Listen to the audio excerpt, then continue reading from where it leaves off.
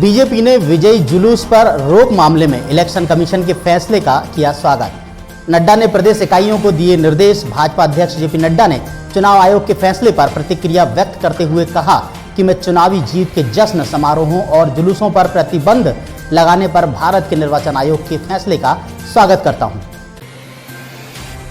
Assembly election result 2021। Bengal में TMC दौड़ में फर्स्ट, तमिलनाडु में डीएमके का डंका, असम में बीजेपी की वापसी।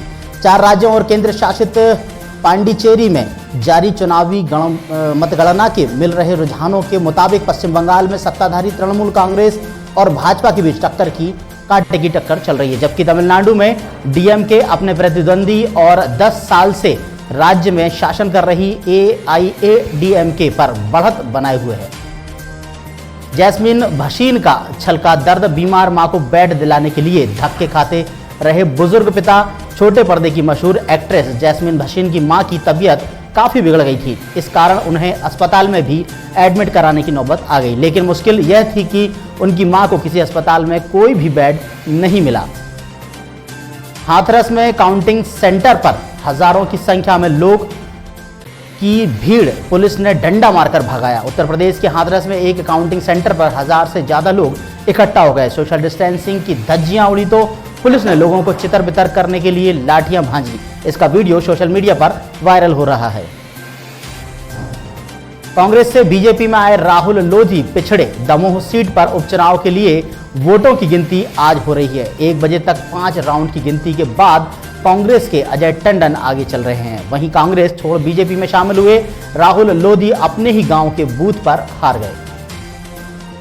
गुरु शिष्य परंपरा की मिसाल। कोरोना से बीमार हुए शिक्षक तो छात्रों ने इलाज के लिए 7 दिन में जुटा दिए 25 लाख रुपए। शिक्षक के इलाज के लिए 10-12 लाख की जरूरत थी, लेकिन 4 दिन में ही 25 लाख रुपए इकट्ठे हो गए हैं।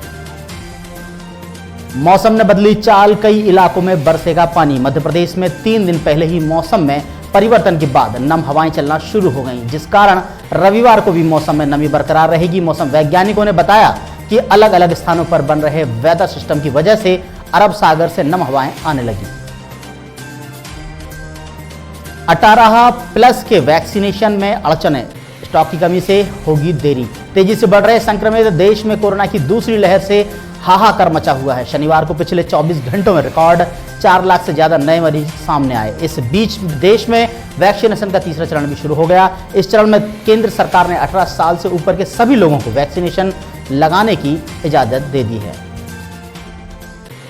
कोरोना के चलते सरकार ने कसी कमर। 87,800 रेमडेसिविर बिहार को किए आवंटित। केंद्र सरकार ने कोरोना से लड़ने के लिए 87,800 रेमडेसिविर बिहार को आवंटित किए हैं। ओडिशा सरकार में 5 मई से प्रदेश में 14 दिन के कंप्लीट लॉकडाउन का किया ऐलान। सरकार का यह आदेश 5 मई से शुरू होगा। प्रदेश में कोरोना संक्रमितों का आंकड़ा करीब 4.5 लाख तक पहुंच चुका है। बिहार के कैमूर जिले में दुर्गावती थाना क्षेत्र के सावठ गांव में बारात देखने जाने को लेकर एक युवक ने कट्टे से फायरिंग कर दी। इस घटना में गांव के ही 2 छोटे छोटे बच्चे गंभीर रूप से घायल हो गए। घायल बच्चों को तड़पते देख आनन फानन में स्थानीय लोग घायलों को दुर्गावती के पीएचसी अस्पताल ले गए, जहां चिकित्सकों ने दोनों बच्चों का प्राथमिक उपचार कर बेहतर इलाज के लिए ट्रॉमा सेंटर रेफर कर दिया।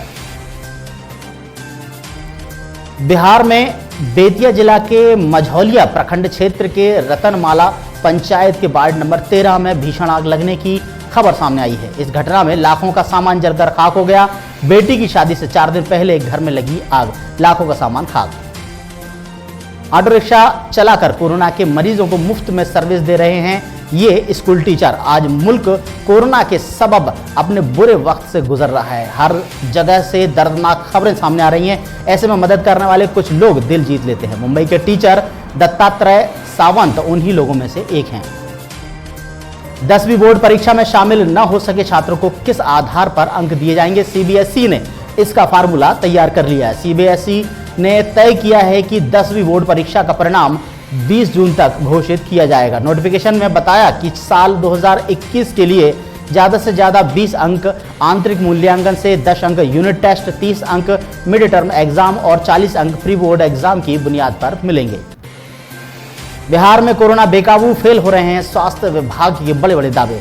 बिहार में स्वास्थ्य विभाग कोरोना को लेकर बड़े बड़े दावे कर रहा है, लेकिन सच्चाई यह है कि स्वास्थ्य विभाग ने बिहार के मरीजों को उनके भरोसे पर छोड़ दिया है। सूबे के दूर दराज की बातें तो छोड़िए, राजधानी में भी लोग ऑक्सीजन दवाई बेड के लिए दर बदर तक भटक रहे हैं। एमपी के बड़वानी के जिला अस्पताल में ऑक्सीजन फ्लो कम होने से 4 मरीजों की मौत का लगा आरोप। जिला प्रशासन ने किया इनकार। देश में लगातार बढ़ते कोरोना मरीज सरकार और नागरिकों के माथे पर चिंता की लकीर खींच रहे हैं। लोग जहां हैं वहीं उनसे रहने की सलाह दी जा रही है, वहीं सही इलाज की व्यवस्था होने के दावे किए जा रहे हैं, लेकिन जो लोग समस्या झेल रहे हैं उनकी समस्या सुनने वाले नजर नहीं आ रहे। खुद को खतरा बताए जाने से नाराज हुआ नॉर्थ कोरिया।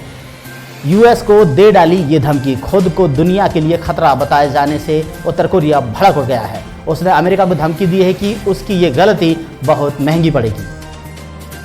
अफगानिस्तान के काबुल में कई टैंकरों से लगी आग, 7 की मौत। घटनास्थल और घटनाक्रम की वजह का खुलासा नहीं। फिलहाल ये पता नहीं चल सका है कि आग दुर्घटनावश लगी या जानबूझकर लगाई गई है।